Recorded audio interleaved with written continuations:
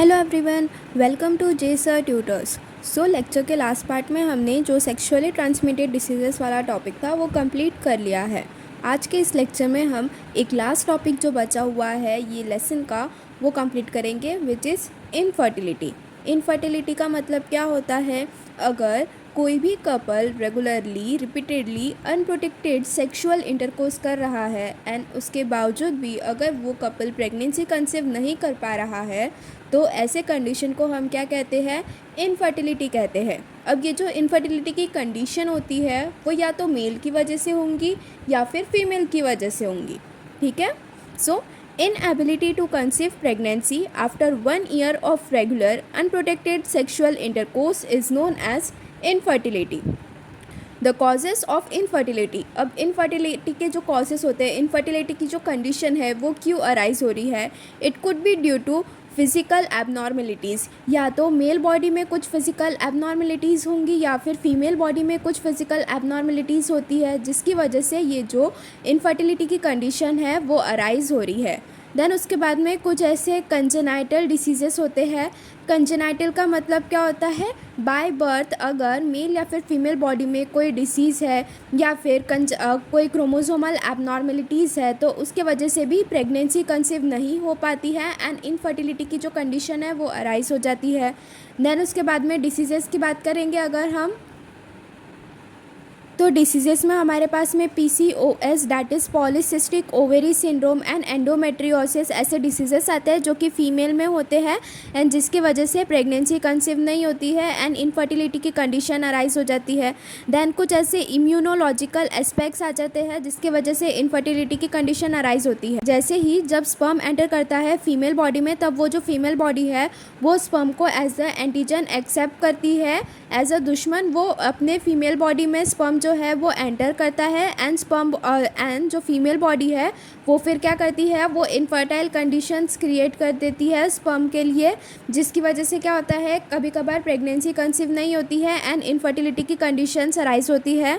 और even psychological मतलब कि इमोशनल स्ट्रेस की वजह से भी जो फीमेल्स है वो प्रेगनेंसी कंसीव नहीं कर पाती है एंड इनफर्टिलिटी की जो कंडीशन है वो अराइज हो जाती है। ठीक है। देन उसके बाद में अगर हम कॉमन कॉजेस इन फीमेल्स की बात करेंगे तो कॉमन कॉजेस इन फीमेल्स में हमारे पास में पहला क्या आ जाता है? PCOS क्या है? Polycystic ovary syndrome. इसमें क्या होता है कि जो ओवरी है वो एनलार्ज हो जाती है, उसका जो ओवरी का जो साइज़ है वो बड़ा हो जाता है एंड ओवरी के सराउंडिंग में बहुत सारे सिस्ट का फॉर्मेशन हो जाता है। तो इसे हम क्या कहते हैं? पॉलीसिस्टिक। पॉली मीन्स बहुत सारे, सिस्ट मतलब कि बॉडी का फॉर्मेशन हो जाता है उसे ओवरी के सराउंडिंग में, तो उसे हम क्या कहते हैं? Polycystic ovarian syndrome. Polycystic ovarian syndrome में क्या होता है कि जो फीमेल्स में ऐसी फीमेल्स जिनमें पॉलीसिस्टिक ओवेरी सिंड्रोम डिसीज है तो उन फीमेल्स में इरेगुलर मेंस्ट्रुअल साइकिल होती है। तो अगर फीमेल्स में इरेगुलर मेंस्ट्रुअल साइकिल हो रही है तो उसकी वजह से क्या होगा कि ओवम का जो प्रोडक्शन है वो प्रॉपरली नहीं होगा, मंथली प्रोडक्शन नहीं होगा ओवम का। तो उस वजह से भी क्या होता है कि जो फीमेल्स है वो प्रेगनेंसी कंसीव नहीं कर पाती है एंड इनफर्टिलिटी की कंडीशन हो जाती है। एंड कभी कभार हार्मोनल इम्बैलेंस हो जाते हैं, कभी कभार कोई हार्मोन का लेवल या फिर सिक्रेशन बहुत ज़्यादा होने लगता है एंड कभी कभार कम होने लगता है, तो उस वजह से भी इनफर्टिलिटी की कंडीशन अराइज हो जाती है। देन उसके बाद में हमारे पास में क्या आता है? एंडोमेट्रियोसिस। एंडोमेट्रियोसिस का मतलब क्या होता है? जो यूट्रस का एंडोमेट्रियम होता है, हमने यूट्रस की वॉल लेयर्स में देखा था कि यूट्रस की 3 वॉल लेयर्स होती है, आउटर वाली पेरीमेट्रियम, मिडल वाली मायोमेट्रियम एंड इनर वाली एंडोमेट्रियम। एंडोमेट्रियोसिस में क्या हो जाता है कि जो एंडोमेट्रियम वाली लेयर है वो यूट्रस के आउटसाइड डेवलप हो जाती है। एंड हमने प्रीवियस लेक्चर्स में ये भी देखा था कि जो जाइगोट का इम्प्लांटेशन होता है आफ्टर फर्टिलाइजेशन, तो वो फंडस यूट्रस के फंडस वाले पार्ट में ही होता था इम्प्लांटेशन का प्रोसेस। तो जाइगोट के इम्प्लांटेशन के लिए भी जो एंडोमेट्रियम के सिक्रीशंस होते हैं वो रिस्पॉन्सिबल होते थे एंड जो जाइगोट फॉर्म हुआ है उससे जो नरिशमेंट मिलता था वो भी एंडोमेट्रियम से ही मिलता था। तो एंडोमेट्रियोसिस में क्या हो रहा है कि जो एंडोमेट्रियम की लाइनिंग है वो यूट्रस के बाहर में फॉर्म हो रही है, तो उस वजह से क्या होगा, ना तो जाइगोट का प्रॉपर इम्प्लांटेशन ही होगा और ना ही उसे फिर जो न्यूट्रिशन है वो मिलेगा। तो उस वजह से भी क्या होता है कि प्रेगनेंसी प्रॉपरली कंसीव नहीं हो पाती है एंड इनफर्टिलिटी की कंडीशन अराइज हो जाती है। देन उसके बाद में अगर हम कॉमन कॉजेस इन मेल्स की बात करेंगे, मेल्स में ऐसे कौन कौन से कॉमन कॉजेस होते हैं जिसकी वजह से इनफर्टिलिटी की कंडीशन अराइज होती है, तो उसमें आता है एक low sperm count. Low sperm count males का जो स्पर्म काउंट है वो कितना होता है, अप्रॉक्सीमेटली 200 to 400 मिलियन होता है। बट लो स्पर्म काउंट में अगर मेल का जो स्पर्म काउंट है वो कुछ मेल्स का ऐसा होता है कि जो स्पर्म काउंट है वो 40 to 50 मिलियन से कम ही होता है। तो उस वजह से क्या होता है कि जो स्पर्म है वो प्रॉपरली फैलोपियन ट्यूब तक के पहुंच नहीं पाते हैं एंड जिसकी वजह से फ्यूजन ऑफ गैमेट्स की जो प्रोसेस है वो नहीं हो पाती है। तो उस वजह से भी इनफर्टिलिटी की जो कंडीशन है वो अराइज होंगी। देन उसके बाद में अगर हम दूसरा कौन सा कॉज होता है मेल्स की वजह से, स्मॉल साइज़ ऑफ पेनिस। अगर पेनिस क्या है, मेल कॉपुलेटरी ऑर्गन है, तो अगर पेनिस का स्मॉल साइज़ रहेगा तो वो वजाइना के आउटर वाले पार्ट में ही रहेगा, तो जो स्पर्म्स रिलीज होंगे वो भी वजाइना के आउटर वाले पार्ट में ही रहेंगे, वो यूटरस से फैलोपियन ट्यूब तक के रीच नहीं कर पाएंगे। तो ये भी एक कंडीशन होती है जिसके वजह से इनफर्टिलिटी जो है वो कॉज हो जाएंगी मेल्स में। ठीक है, सो हमने अभी common causes in females and common causes in males देखे हैं। अब आजकल के ज़माने में ऐसी बहुत सारी न्यू टेक्निक्स आई है जिसकी वजह से हम ये जो इनफर्टिलिटी की कंडीशन अराइज हो रही है उसे हम प्रिवेंट कर सकते हैं। जैसे कि टेस्ट ट्यूब बेबी आया है, IVF आया है, that is in vitro fertilization, artificial insemination, IUI that is intra uterine insemination, surrogate motherhood. इसमें क्या होता है कि कुछ फीमेल बॉडीज़ जो रहती है वो कैपेबल नहीं होती है वो पूरे 9 मंथ्स के प्रेगनेंसी पीरियड को मेंटेन करके रखने के लिए। तो इसलिए जैसे ही एम्ब्रियो का फॉर्मेशन हो जाता है उसके बाद में वो जो एम्ब्रियो है उसे हम दूसरे फीमेल बॉडी के अंदर में डाल देते हैं। तो जो फीमेल बॉडी के अंदर में हम वो एम्ब्रियो को डाल रहे हैं जिसने वो प्रेगनेंसी पीरियड को ले लिया है, वैसी वुमेन जिसने वो प्रेगनेंसी पीरियड को ले लिया है उसे हम क्या कहते हैं, सरोगेट मदरहुड कहते हैं। Today many options are available to have child like test tube baby, IVF, artificial insemination, IUI, surrogate motherhood, etc. These are some special techniques which are commonly known as assisted reproductive technologies. अब ये जैसे test tube baby, IVF, artificial insemination, इसे हम लोग commonly क्या कहते हैं, assisted reproductive technologies, जो कि क्या कर रहे हैं, ये जो इनफर्टिलिटी की जो कंडीशन है ना उसे प्रिवेंट कर रहे हैं। तो अभी एक एक करके ये जितनी भी असिस्टेड रिप्रोडक्टिव टेक्नोलॉजीज़ है वो अभी हम नोट्स के हेल्प से डिस्कस करेंगे एंड उसके बाद में इसे हम एक बार टेक्स्ट बुक से ब्रीफली रीड करेंगे कि हमने कोई पॉइंट मिस आउट तो नहीं किया हुआ है। अगर आपको वीडियो पसंद आ रही है दैन ज़्यादा से ज़्यादा अपने फ्रेंड्स के साथ में शेयर करें और चैनल को सब्सक्राइब करें। सो IVF क्या है, इन विट्रो फर्टिलाइजेशन।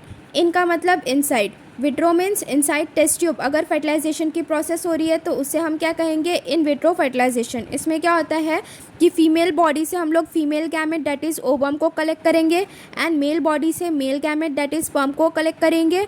देन उसे हम लोग एक स्टिमुलेटेड कंडीशन में एक टेस्ट ट्यूब के अंदर में डालेंगे जहाँ पर फिर क्या होगा, ये जो स्पर्म और ओवम है उन दोनों का फ्यूजन होगा। फ्यूजन होने के बाद में जाइगोट का फॉर्मेशन हो गया। जाइगोट जब फॉर्म हो गया देन ये जाइगोट को हमने क्या कर दिए, इम्प्लांट कर दिए फंडस वाले पार्ट में। देन उसके बाद में जाइगोट से फिर अर्ली एम्ब्रियो जो है वो फॉर्म हो जाएगा। तो यही क्या होता है इन विट्रो फर्टिलाइजेशन में। देन उसके बाद में हमारे पास में कौन सी असिस्टेड रिप्रोडक्टिव टेक्नोलॉजी आती है next, that is gift, zygote intrafallopian transfer. इसमें भी क्या हो रहा है, जो जाइगोट है उसका हम लोग कहाँ पर ट्रांसफ़र कर रहे हैं, फैलोपियन ट्यूब में ट्रांसफ़र कर रहे हैं। तो इसलिए यहाँ पर क्या कहा है, zygote intrafallopian transfer. Infertility treatment for blocked fallopian tube. ये जो है जिफ्ट में क्या हो जाता है कि ये देखो यहाँ पर ये जो यूट्रस वाला पार्ट हो गया, यूट्रस के बाद में ये क्या हो गया, फैलोपियन ट्यूब हो गया। फैलोपियन ट्यूब में भी हमने 3 रीजन्स पढ़े थे। स्टार्टिंग वाला जो था वो क्या है, इन्फेंटिब्यूलम। देन उसके बाद में एम्प्यूला वाला रीजन है एंड ये कौन सा है, इस्थमस वाला है। सो जो जिफ्ट है उसमें क्या हो जाता है कि ये जो एम्प्यूला वाला रीजन है वो ब्लॉक्ड हो जाता है। जो एम्प्यूला रीजन हो जाता है ना फैलोपियन ट्यूब का, वो ब्लॉक्ड हो जाता है। तो इसलिए इसमें क्या करते हैं हम, यहाँ से ये ओवरी से यहाँ से हमने फीमेल गैमेट को कलेक्ट कर लिया, देन स्पर्म को कलेक्ट कर लिया एंड देन फर्दर फिर उसे हमने जो IVF that is in vitro fertilization की प्रोसेस थी, जो हमने फर्स्ट इसमें ही देखा है कि इन विट्रो फर्टिलाइजेशन में क्या होता है, सेम वही प्रोसेस करके फिर जो जाइगोट फॉर्म होता है उससे देन फिर हम इम्प्लांट कर देते हैं फंडस वाले पार्ट में यूट्रस के। सो जिफ्ट में it is a infertility treatment for blocked fallopian tube. इसमें क्या होता है कि जो एम्पुला वाला रीजन होता है फेलोपियन ट्यूब का वो ब्लॉक हो जाता है, जिसकी वजह से जो स्पर्म की एंट्री होती है ये फेलोपियन ट्यूब में एंड जो ओवम है वो दोनों का मीटअप नहीं हो पाता है, जिसकी वजह से फ्यूजन नहीं होगा। तो इस वजह से इनफर्टिलिटी की कंडीशन अराइज हो जाती थी।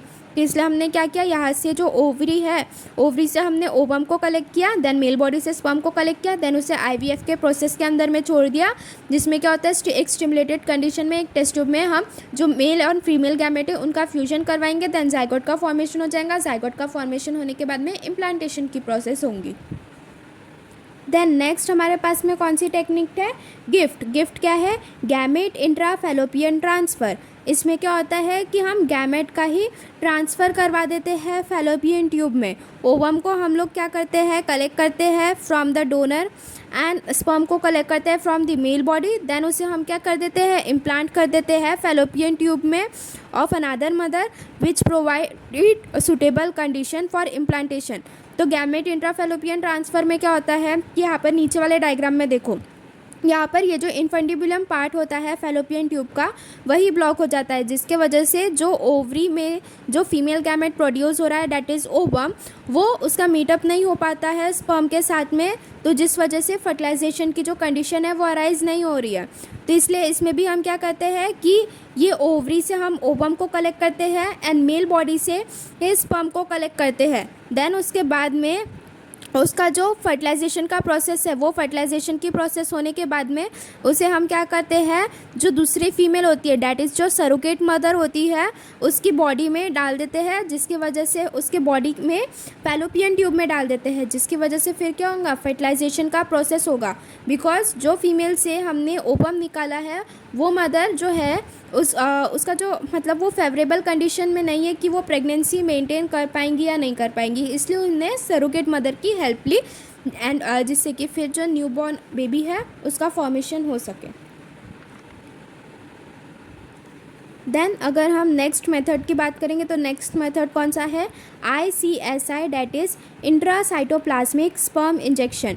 जो यहाँ पर वर्ड्स दिए हुए हैं ना फुल फॉर्म में, वो वर्ड्स में ही फुल फॉर्म में ही उसमें जो पूरी प्रोसेस होती है उसका मीनिंग होता है।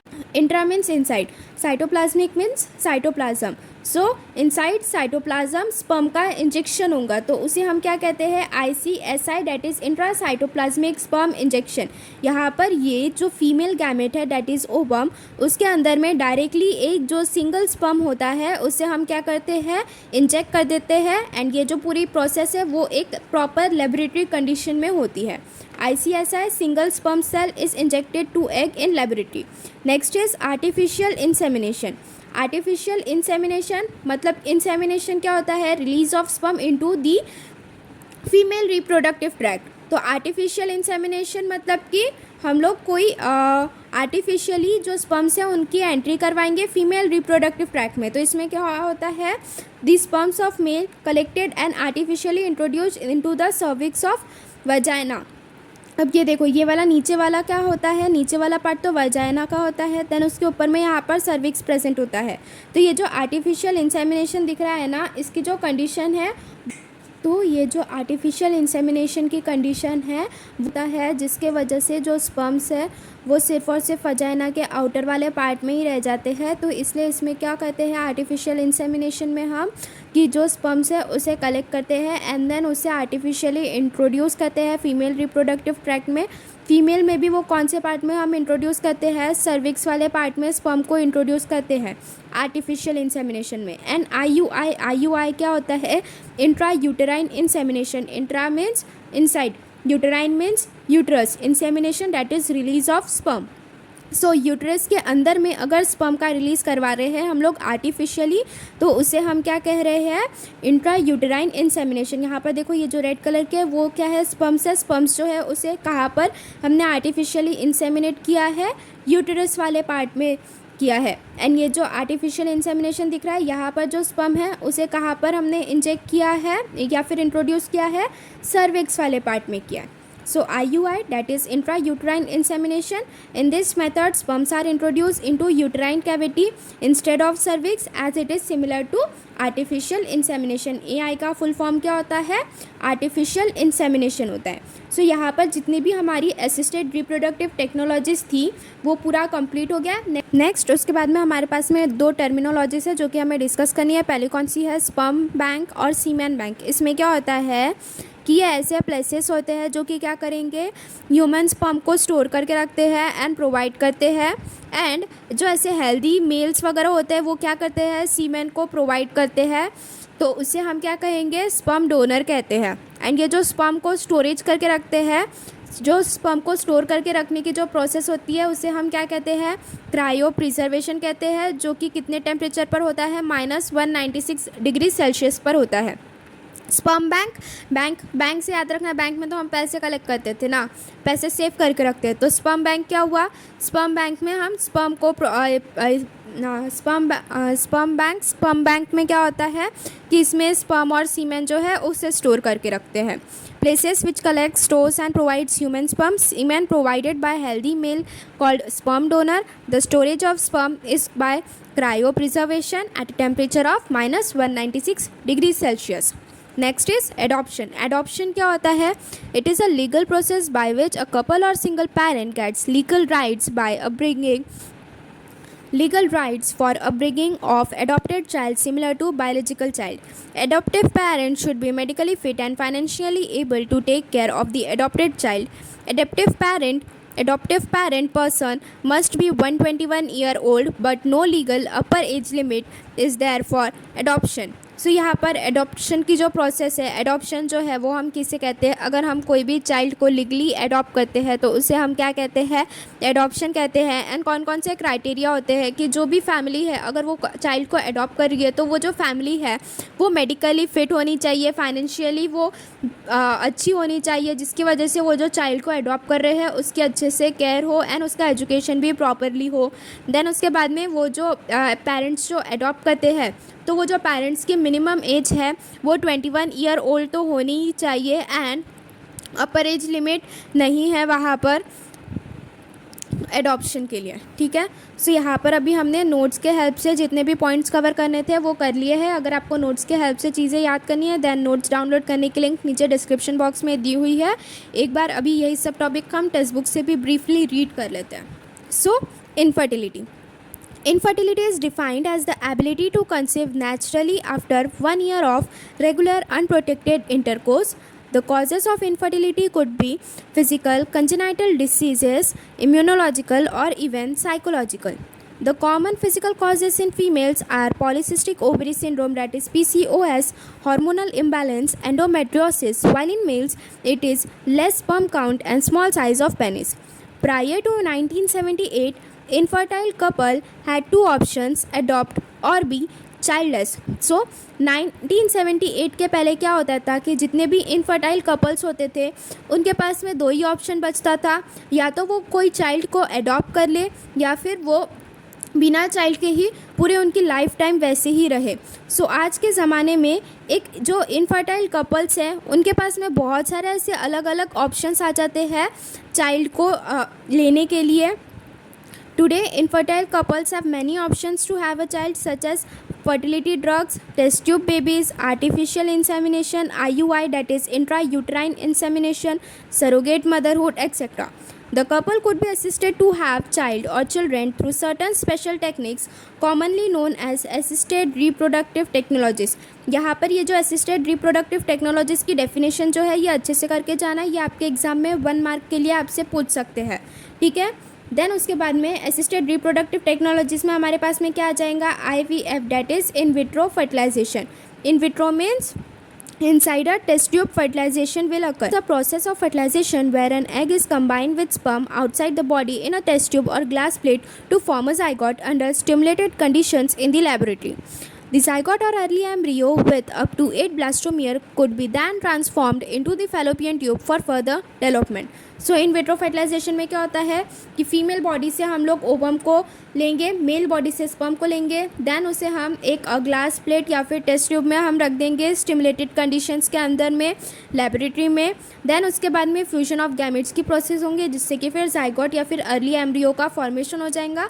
देन ये जो जाइगोट यहाँ पर फॉर्म हुआ है उसे फिर हम क्या कर देते हैं, इम्प्लांट कर देते हैं यूट्रस में।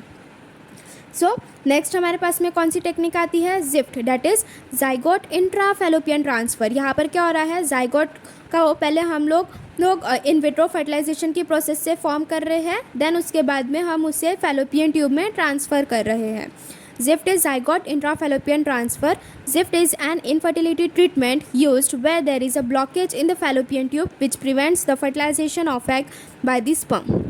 यहाँ पर ये वाली जो स्टेटमेंट है ये बहुत ही ज़्यादा इंपॉर्टेंट हो जाती है, बिकॉज ये 1 मार्क के लिए आपसे सेम पूछ सकते हैं कि जिफ्ट क्या होता है, या फिर डेफिनेशन में भी पूछ सकते हैं। ठीक है, in this method egg is remove from the women's ovary, fertilization of the egg with sperm is brought outside the body under sterile condition to form zygote by the process called in vitro fertilization, जो हमने यहाँ पर earlier अभी discuss किया हुआ है। Same वही process से जाइगोट का फॉर्मेशन होगा। The zygote is then transformed to fallopian tube for further development. Next technique is GIFT, that is gamete intra fallopian transfer. इसके पहले हमने क्या पढ़ा था, ZIFT, that is zygote intra fallopian transfer. वहाँ पर जाइगोट को हम लोग ट्रांसफ़र कर रहे थे फैलोपियन ट्यूब में, एंड यहाँ पर क्या करते हैं, हम गैमेट को ट्रांसफ़र करते हैं फैलोपियन ट्यूब में। So transfer of an ovum collected from a donor into the fallopian tube of another female who can provide suitable environment for its fertilization and development. This technique called gamete intrafallopian transfer has been developed for the cases in which only the entrance of the oviduct or the upper segment of the oviduct is blocked। मतलब कि इसमें क्या होता है कि जो fallopian tube का जो इनफंडिबुलम वाला पार्ट होता था जो कि ओवरी से कनेक्टेड था, तो इसमें जो इनफंडिबुलम पार्ट होता है वही ब्लॉक हो जाता है, वजह से जो ओवम एंड स्पर्म है उनका कांटेक्ट नहीं हो पाता है। In this procedure ova and sperm are directly injected into regions of the oviduct where fertilization produces a blastocyst which enters the uterus via the normal route. GIFT, it has a success rate of about 30%। So ये जो gamete इंट्राफैलोपियन transfer है इसका जो success rate है वो 30% ही होता है। But अगर रिपीटेडली अगर हम लोग ने ये जो गैमेट इंट्राफैलोपियन ट्रांसफ़र की प्रोसेस करते हैं तो इसके वजह से क्या होता है कि एक आधे बार तो प्रेगनेंसी कंसीव हो ही जाती है श्योरली, एंड जिसके वजह से ये जो इनफर्टिलिटी की कंडीशन है वो फिर अराइज नहीं होंगी। देन नेक्स्ट कौन सी टेक्निक है हमारे पास में, ICSI। ICSI क्या होता है, इंट्रासाइटोप्लाज्मिक स्पर्म इंजेक्शन। इसमें क्या होता है कि जो ओवम का साइटोप्लाज्म होता है उसमें डायरेक्टली हम एक सिंगल स्पर्म सेल को इंट्रोड्यूस करते हैं, इंजेक्ट कर देते हैं लेबोरेटरी कंडीशंस में। ICSI, it is an in vitro fertilization procedure in which a single sperm cell is injected directly into cytoplasm of an ovum in the laboratory. Here the sperm has to naturally penetrate the egg. ये intracytoplasmic sperm injection में क्या होता है कि जो sperm होता है उसे नेचुरली पेनिट्रेट करना पड़ता है एग को। देन नेक्स्ट कौन सी टेक्निक है हमारे पास में, आर्टिफिशियल इंसेमिनेशन। इसमें क्या होता है, in some infertility cases the male partner is unable to inseminate the female due to very low sperm count. This problem can be solved by artificial insemination. Artificial insemination की जो process है वो कौन से मेल्स में होती है, ऐसे मेल्स जिनका स्पर्म काउंट जो है वो बहुत ही कम होता है, तो उन मेल्स में हम जनरली आर्टिफिशियल इंसेमिनेशन की प्रोसेस करते हैं। In this technique, the sperms are collected from the mole and artificially introduced into the cervix of female for the purpose of achieving a pregnancy through in vitro fertilization, that is inside the body. Next is IUI, that is intrauterine insemination. इसमें क्या होता है कि uterus में जो sperm है उसे inseminate कर रहे हैं। In this technique the process is somewhat like that of artificial insemination. The only difference is that the sperms are introduced into the uterine cavity instead of cervix. Artificial insemination में जो sperms है उसे कहाँ पर inject कर रहे थे, हम सर्विक्स ऑफ फीमेल में इंट्रोड्यूस कर रहे थे। IUI, that is intra uterine, intra means inside, uterine means in the uterus, insemination that is release of sperm. So inside uterus release of sperm अगर हो रहा है तो उसे हम क्या कहेंगे, इंट्रा यूट्राइन इंसेमिनेशन कहेंगे। ठीक है, सो यहाँ पर जितनी भी हमारे पास में असिस्टेड रिप्रोडक्टिव टेक्नोलॉजीज थी वो हमने पूरी कंप्लीट कर ली है। सो ये जो इनफर्टिलिटी वाला टॉपिक है वो एज अ शॉर्ट नोट भी आपसे एग्जाम में पूछ सकते हैं फॉर 3 मार्क्स। तो इन्हें भी आपको ये जितनी भी टेक्निक्स दी हुई है यहाँ पर 6 टेक्निक्स जो दी है ये आपको डिस्क्राइब करना है अच्छे से, और ये जो हाफ मार्क्स कैरी करेंगे हर एक टेक्निक, तो उसे सिर्फ डिफ़ाइन कर देना वहाँ पर, या फिर डायग्राम के हेल्प से भी एक्सप्लेन कर दिए तभी भी काम हो जाएगा। सो ये 3 मार्क्स के लिए आपसे पूछ सकते हैं, या फिर 5 to 6 मार्क्स के लिए भी पूछ सकते हैं आपसे, ठीक है। देन अभी हमारे पास में नेक्स्ट हमारे पास में 2 टर्मिनोलॉजीज़ है, 2-3 वो डिस्कस कर लेते हैं। स्पर्म बैंक और semen bank. A sperm bank और semen bank is a place which collects, stores and provides human sperms और semen. The semen is provided by healthy males called sperm donor. Semen जो है वो कौन provide करता है? Healthy mails ही जो है वो उनके सीमेन को प्रोवाइड करते हैं, तो उन्हें हम क्या कहेंगे? स्पर्म डोनर्स कहेंगे, जो कि उनके सीमेन को डोनेट करते हैं। The sperms are stored in a sperm bank by cryopreservation. Cryopreservation की जो टेक्निक होती है उससे जो स्पर्म्स है उसे हम स्टोर करके रखते हैं स्पर्म बैंक में एट लो टेम्परेचर, और ये जो टेम्परेचर है वो कितना होता है? -196 डिग्री सेल्सियस होता है, ठीक है। देन उसके बाद में यहाँ पर देखो नीचे में एक सरोगेट मदर का टर्म दिया हुआ है।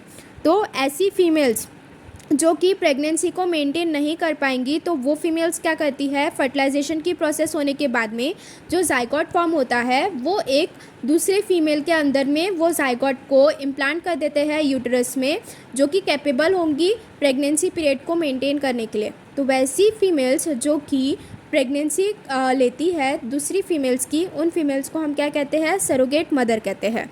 सो some women have problem in implantation of embryo in uterus. Such women can take help of the modern remedial technique called surrogacy. In this, embryo is implanted in surrogate mother who is not the biological mother. Next हमारे पास में last topic क्या है? Adoption. Adoption, it is a legal process by which a couple or a single parent gets legal rights, privileges and responsibilities that are associated to a biological child for the upbringing of the adopted child. An adoptive parent should be medically fit and financially able to take care of the adopted child. A person wishing to adopt a child must be at least 21 years old, but there is no legal upper age limit for adoption. ठीक है। सो यहाँ पर हमने text book का जितना भी point था, जितना भी टॉपिक था, वो नोट्स में पूरा कवर किया हुआ है। दैन अगर आपको नोट्स के हेल्प से पढ़ना है, सो नोट्स डाउनलोड करने के लिंक नीचे डिस्क्रिप्शन बॉक्स में दी हुई है। यहाँ पर एडॉप्शन के लिए भी आपसे 2 मार्क्स के लिए एज अ शॉर्ट नोट पूछ सकते हैं। स्पर्म बैंक या फिर सीमेन बैंक का जो हमने यहाँ पर ऊपर में पढ़ा, यह आपसे आंसर इन 1 सेंटेंस या फिर व्हाट इज़ स्पर्म बैंक ऐसे क्वेश्चन पूछ सकते हैं। व्हाट इज़ सरोगेट मदर ऐसे भी पूछ सकते हैं। यहाँ पर देखो नीचे में हमारे पास में एक ऑलवेज रिमेंबर का बॉक्स दिया हुआ है। ये बहुत ही ज़्यादा इंपॉर्टेंट होते हैं इंटरनल क्वेश्चंस के पॉइंट ऑफ व्यू से, ये एग्ज़ाम में बहुत ही ज़्यादा इंपॉर्टेंट हो जाते हैं, तो इसे हमेशा रीड करके जाना एग्ज़ाम्स के पहले अपने। So always remember, tobacco, marijuana and other drugs, smoking may cause infertility in both man and female. तो जितने भी ड्रग्स वगैरह होते हैं, टोबैको या फिर स्मोकिंग वगैरह जो मेल्स और फीमेल्स कंज्यूम करते हैं, उनमें इनफर्टिलिटी की जो कंडीशन है वो कॉज कर सकता है, because the nicotine it blocks the production of sperm. Nicotine जो ये ड्रग है वो क्या कर रहा है? जो स्पर्म का प्रोडक्शन है उसे ब्लॉक कर देता है। एंड जो टेस्टिकल्स होते हैं, टेस्टिस जो होते हैं, उन्हें उनका जो साइज़ है वो डिक्रीज़ कर देता है। देन उसके बाद में alcoholism by man interferes with the synthesis of testosterone and has an impact on sperm count. अब जो मेल्स अल्कोहल कंज्यूम करते हैं तो वो क्या करता है? जो टेस्टोस्टेरॉन का सिंथेसिस होता है, मतलब जो फॉर्मेशन होता है उसमें इंटरफेयर करता है, उससे इंटरप्ट करता है, एंड जिसकी वजह से जो स्पर्म काउंट है उस पर भी इम्पैक्ट होने लगता है। इसलिए अल्कोहल भी कंज्यूम नहीं करना चाहिए, मतलब ज़्यादा अमाउंट में तो बिल्कुल भी कंज्यूम नहीं करना चाहिए। देन यूज़ ऑफ कोकेन और मैरिजुआना में temporarily reduce the number and the quality of sperm. तो ये जो भी ड्रग्स वगैरह अगर कंज्यूम कर रहे हैं तो वो क्या कर लेंगे? टेम्परेली रिड्यूस कर देते हैं नंबर और क्वालिटी ऑफ स्पर्म को, ठीक है। सो आज के इस लेक्चर में जो ये पूरा लेसन था, that is reproduction in lower and higher animals, ये पूरा कंप्लीट कर लिया है। So if you like the video please like, share and subscribe our channel, and if you are having any queries then do message in the comment box. Thank you.